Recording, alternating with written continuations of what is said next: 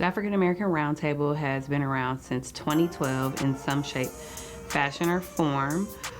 It was a group of Black leaders who were working in some nonprofits, probably some grassroots organizations, that came together and said, you know what, we need a container that can hold Black leaders, but also can receive money to support Black leaders. The first piece of work that they did was responding to a gubernatorial recall. And then from 2012 to 2014, it continued to be just a table of support to these Black leaders doing work throughout the community, working on different issues like environmental justice, economic justice, Fight for 15. Unfortunately, Dontre Hamilton was murdered in April of 2014, and that's really what pivoted the work of the African American Roundtable around police reform. And so from 2014 to 2016, I was a member, not like a paid member or anything. Again, this was a kind of a loose table, just supporting one another in the community, but I became a part of the African American Roundtable, and then it was a program of Wisconsin Voices for a bit. I became the co-chair in 2016 alongside Charmaine Lang, before that Angela Lang and Rosalind Wolf, and we decided we wanted to have our own program work. We said, you know what, there's enough work in the city of Milwaukee where we can pick this work up, we can fundraise, we can have staff, and we can do something.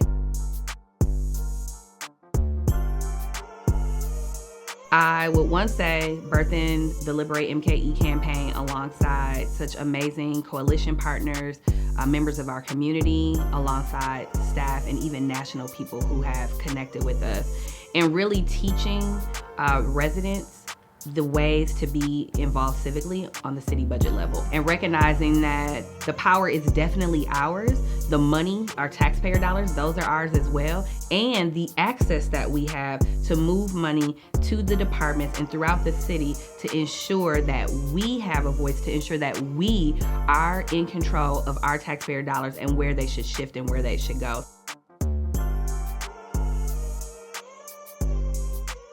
Systemic racism, structural violence put on by the systems, whether it's healthcare, education, nonprofit, industrial complex, all of these systems, along with violence and the conditions on the ground that were caused and created by white fear, by what we call white supremacy, has made it very difficult to do the work that we do, because we need people power to do the work. But if people are in survival mode, if people are hopeless, if people are desperate, if people don't have the space to dream and imagine what can actually be built together, it's hard to bring them into the work and to continue to build.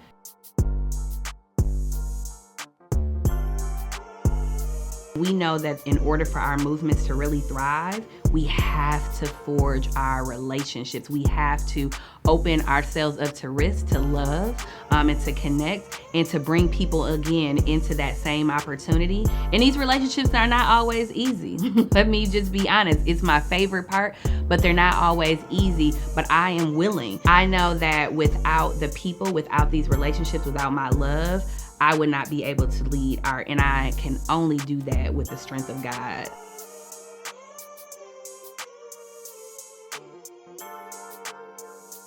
We have to stay vigilant, and we have to stay the course. No matter who was gonna be in office, the work was still gonna need to be done. Neither party, neither person are our savior. We have the power, we have the gifts, we have the talents, we have the tools, and the money is out there. It's even in our Black community. We have to go back to the drawing board, and we have to discuss our tactics. We have to discuss what it is that we're going to do to stay and remain in this work, to be resilient, because it takes regrounding yourself to stay in this work and not to become hopeless, to not to fall into despair. And Miriam Kaba says, don't let this moment drive you to despair, let it drive you, let it radicalize you. So our hope and our prayer is to inspire people to continue to allow these moments to radicalize them. Don't allow it to move you to despair, allow it to move you to action.